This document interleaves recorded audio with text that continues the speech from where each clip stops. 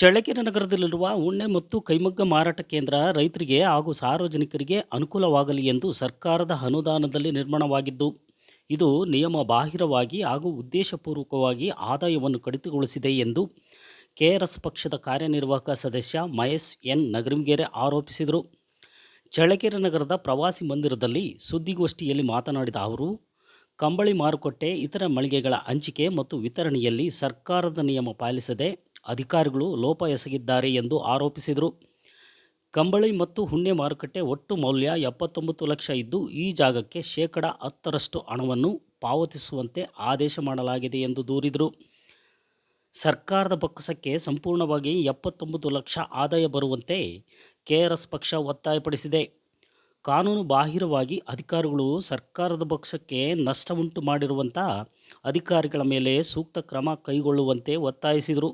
ಈ ಸಂದರ್ಭದಲ್ಲಿ ಮಹೇಶ್ ಎನ್ ನಗರಂಗೆರೆ, ಮಾರುತಿ, ಜಬೀವುಲ್ಲಾ, ಬಾಲರಾಜ್, ಕೃಷ್ಣಪ್ಪ, ಶ್ರೀನಿವಾಸ್, ವಿನಯ್ ಇತರರು ಇದ್ದರು.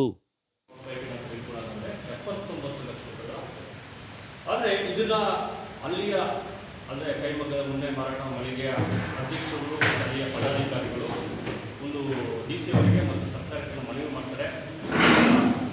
ನಮಗೆ ಹೇಳ್ತಾರೆ ಲೀಸ್ಗೆಲ್ಲ ಮಾಡಿಕೊಡಿ ಅಂತ ಒಂದು ಪ್ರಸ್ತಾಪವನ್ನು ಸಲ್ಲಿಕೆ ಮಾಡುವಂಥ ಸಂದರ್ಭದಲ್ಲಿ ಒಂದಿಷ್ಟು ಅವರು ಸಾಕಷ್ಟು ವರ್ಷಗಳಿಂದ ಅದನ್ನು ಅನುಭವಿಸಲು ಆಗಿದೆ. ಇದು ಜಿಲ್ಲಾಧಿಕಾರಿಗಳು ಇದಕ್ಕೆ ಸರಿಯಾದ ರೀತಿಯಾದಂಥ ಉತ್ತರವನ್ನು ಕೊಡ್ತಾರೆ. ನಮ್ಮ ಪೌರಾಡಳಿತ ನಿರ್ದೇಶಕರು, ಪೌರಾಡಳಿತ ಬೆಂಗಳೂರಿನವರಿಗೆ ಒಂದು ಸರಿಯಾದಂಥ ಉತ್ತರವನ್ನು ಕೊಡ್ತಾರೆ. ನಾವು ಆ್ಯಸ್ ಪರ್ ನಗರಸಭೆ ಆ್ಯಕ್ಟ್ ಪ್ರಕಾರ ಇದು 30 ವರ್ಷಕ್ಕೆ ಕೊಡಲಿಕ್ಕಾಗೋದಿಲ್ಲ. ನಂತರ ಇದು ವೈಲೇಷನ್ಸ್ ಆಗಿರೋದ್ರಿಂದ ಇದನ್ನು ನಾವು ಮಾಡಿ ಆಗೋದಿಲ್ಲ ಅನ್ನೋದನ್ನು ಸ್ಪಷ್ಟವಾಗಿ ಅವರು ಮೆನ್ಷನ್ ಮಾಡಿ ಕೊಡ್ತಾರೆ. ಈ ಎಲ್ಲ ವಿಚಾರವನ್ನು ಸಂಪೂರ್ಣವಾಗಿ ಅವರು ಏನು ನಿರ್ದೇಶಕರು ಪೌರಾಡಳಿತವರಿಗೆ ತಿಳಿಸಿರ್ತಾರೆ. ಏನಂತ, ಈ ಕರ್ನಾಟಕ ಸಹಕಾರ ಖಾತೆಯೇತರ ಉಣ್ಣೆ, ಕೈಮಗ್ಗ ಮತ್ತು ನೇಕಾರ ಮಹಾಮಂಡಳಿ ನೇಮಿತ ಇವರಿಗೆ ಈ ದರದಲ್ಲಿ ನೀಡಿರುವಂಥ ಪ್ರಸ್ತಾವಗಳನ್ನು ಪರಿಗಣಿಸಲು ನಿಯಮದಲ್ಲಿ ಅವಕಾಶ ಇರಲ್ಲ. ಅದಾಗಿ ಈಗ ಏನಾಗಿದೆ,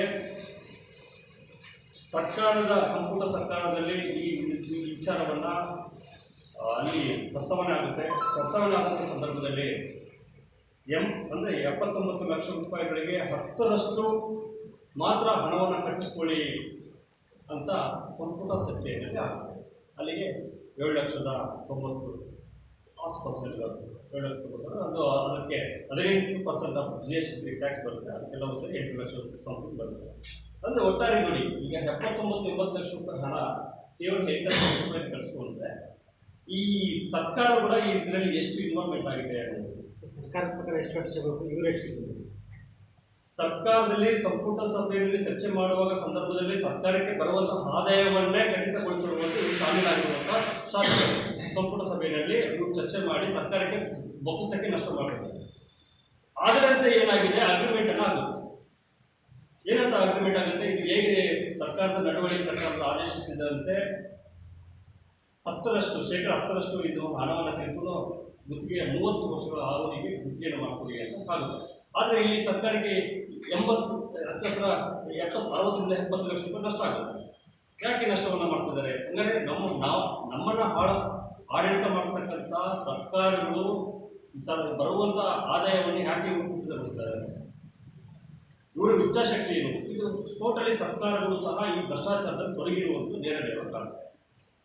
ಇದಕ್ಕೆ ಪೂರಕವಾಗಿ ಇದಾದ ನಂತರ ನಗರಸಭೆ ಈಗ ನೂತನ ಆಯುಕ್ತರಾದಂತಹ ಶ್ರೀಮತಿ ಡಾಕ್ಟರ್ ನಾಗವೇಣಿ ಅವರು ಬಂದಿದ್ದಾರೆ. ಅವರ ಒಂದು ನೇತೃತ್ವ ಅಂದರೆ ಅವರು ಬಂದಂಥ ಅವಧಿಯಲ್ಲೇ ಹಾಗೆ ಬಂದರು. ಅವರು ಬಂದಂಥ ಅವಧಿಯಲ್ಲಿ ಅಗ್ರಿಮೆಂಟನ್ನು ಹಾಕಿದ್ದಾರೆ. ಏನಾಗಿದೆ, ಎಲ್ಲ ಪ್ರಕಾರ ಸರ್ಕಾರದ ನಡವಳಿಕೆ ಪ್ರಕಾರ ಏನಿದೆ ಆ ನಡವಳಿಕೆ ಪ್ರಕಾರ ಶೇಕಡ 10ರಷ್ಟು ಹಣವನ್ನು ಪಾವತಿಸಿಕೊಂಡು ಏನು RTGS ಈಗ ಅದನ್ನು ಮಾಡಿದ್ದಾರೆ. ಇಲ್ಲಿ ಸಂಪೂರ್ಣವಾಗಿ ಹೇಳಿದರೆ ನೆಲ ಅಂತಸ್ತು ಮತ್ತು ಮಹಡಿ, ಒಂದನೇ ಅಂತಸ್ತನ್ನು ಹೇಳಿ ಇಲ್ಲಿ ಸಂಪೂರ್ಣವಾಗಿ ಹೇಳಿದ್ದಾರೆ. ಕೇವಲ ಜಾಗವನ್ನು ನಿವೇಶನಕ್ಕೆ ಮಾತ್ರ ಶೇಕಡ 10ರಷ್ಟು ನಾವು ಪಾವತಿಸಿಕೊಂಡಿದ್ದೇವೆ.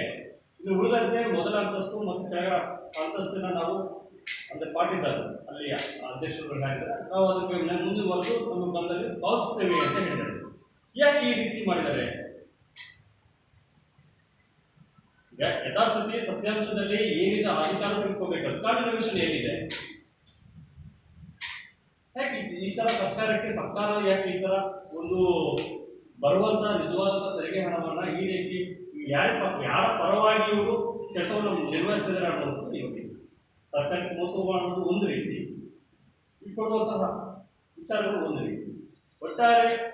ಹಾಗಾಗಿ ಈ ಮೂಲಕ ನಾನು ನೇರವಾಗಿ ಕರ್ನಾಟಕ ರಾಷ್ಟ್ರ ಸಮಿತಿ ಪಕ್ಷ ಚಳ್ಳಕೆರೆ ತಾಲೂಕು ಪದಾಧಿಕಾರಿಗಳು ಹಾಗೂ ನಾವೆಲ್ಲರೂ ಈ ವಿಚಾರವನ್ನು ಖಂಡಿಸ್ತಾ ಇದ್ದೇವೆ. ಸರ್ಕಾರ ಇದು ನೇರವಾಗಿ ಮೋಸವನ್ನು ಮಾಡಿ ಭ್ರಷ್ಟಾಚಾರ ಮುಗಿದಿದೆ ಅನ್ನೋದು ಸ್ಪಷ್ಟವಾಗಿ ಕಂಡಿದೆ.